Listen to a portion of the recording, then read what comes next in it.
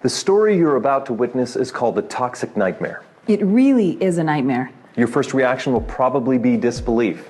It's very likely that in the next few minutes you'll be running into your garages, looking under your sinks, Checking out your bathroom cabinets and reading the labels of your makeup and personal care products.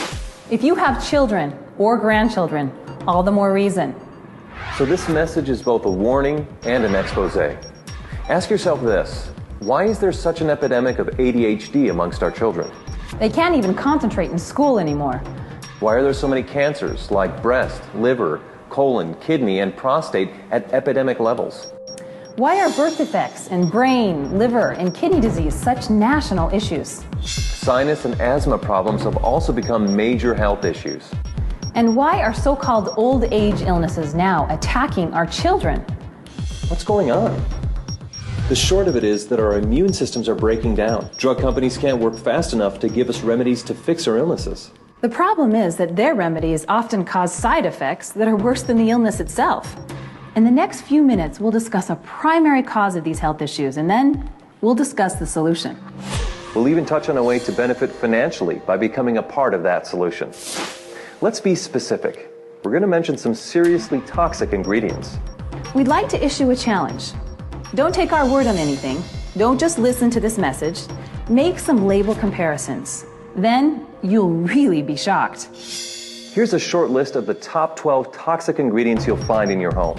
In fact, we call these the Toxic 12. We'll talk about 5 of them in some detail. Once again, check these ingredients against the products you use. First, propylene glycol, butylene glycol, or ethylene glycol. Now run into your garage and check your antifreeze. Antifreeze is one of those glycols. Now, check your facial cleansers, shampoos, conditioners, toothpaste, underarm deodorants, and baby products. These glycols act as surfactants, wetting agents, and solvents. They penetrate the skin fast, weaken protein and cellular structure. They're strong enough to remove barnacles from boats. The EPA warns us not to pour them into our soil, yet we smear them on our bodies. Contact with these glycols may cause brain, liver, and kidney malfunction.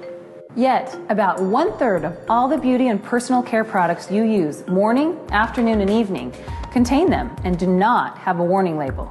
Why are these glycols used in such abundance? One answer: they come cheap. The non-toxic ingredients needed to replace them are far more expensive. Now propylene glycol is being added to many of our cookies and ice cream. It keeps them softer. You put petroleum in a cookie, and 100 years from now, it'll be soft and tender. Second, sodium hydroxide. This time, check under your sink. Check out your Drano or other sink and oven cleaners. Especially check the Crystal or Dry Drano. Crystal Drano is 100% sodium hydroxide. This is a poison. Read the warning label. Look at the skull and crossbones. Yeah, it's caustic soda lye. You'll find sodium hydroxide in most common toothpastes, especially the ones claiming total or extra whitening. I guess they figure if it cleans your drains, it'll do a good job on your teeth. It's also in many of your soaps and facial cleansers. Third, sodium lauryl sulfate, sodium lauryl sulfate, or ammonium lauryl sulfate. These sulfates are strong detergents. They're used in garage floor cleaners and engine degreasers. Yet they'll be in 90%, get that, 90% of your beauty and personal care products that foam. Why?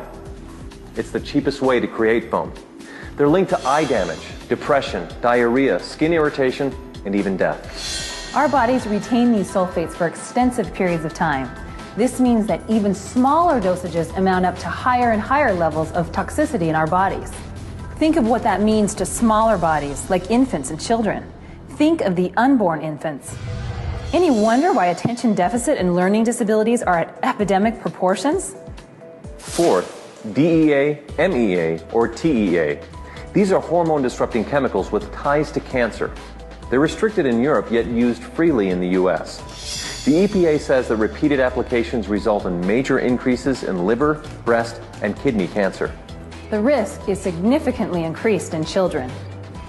Fifth, PEG, or polyethylene glycol. This is a carcinogenic petroleum compound that reduces the skin's natural moisture. Prolonged use seriously ages the skin. In addition, it has links to all forms of cancer. The higher the PEG content, like PEG 20, 50, 100, or 120, the worse it becomes. Sixth, DMDM or urea. These are preservatives that release formaldehyde. 7. Mineral oil. It's another petroleum product that coats the skin like saran wrap. Baby oil is 100% mineral oil. 8. Triclosan.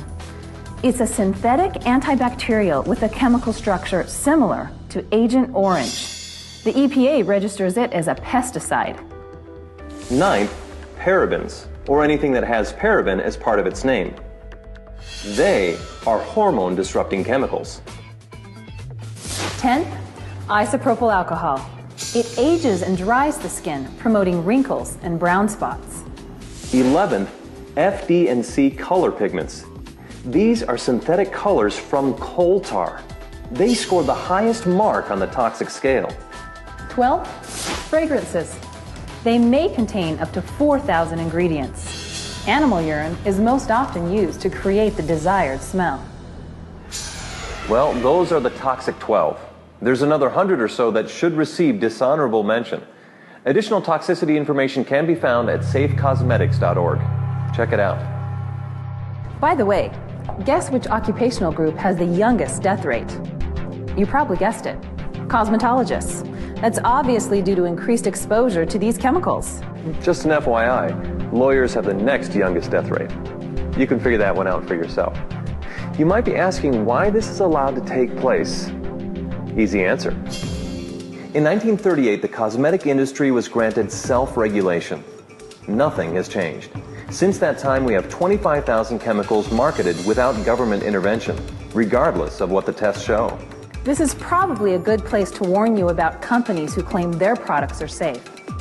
They'll tell you not to panic, that they use food-grade or cosmetic-grade glycols, sulfates, solvents, or parabens. They'll tell you how mild they are and that the critics are going overboard. It's the same thing some said years ago about smoking. Smoking can't hurt you. Smoking's not a threat to health. Well, that certainly wasn't true. A few years from now, additional information will show that these same toxic products cause a threat, just like cigarettes and smoking. Women use nearly 200 toxic ingredients daily in their routine, and men use nearly 100. These toxins, even in mild forms, mount up, stay in our bodies, store in our cells, and break down our immune system.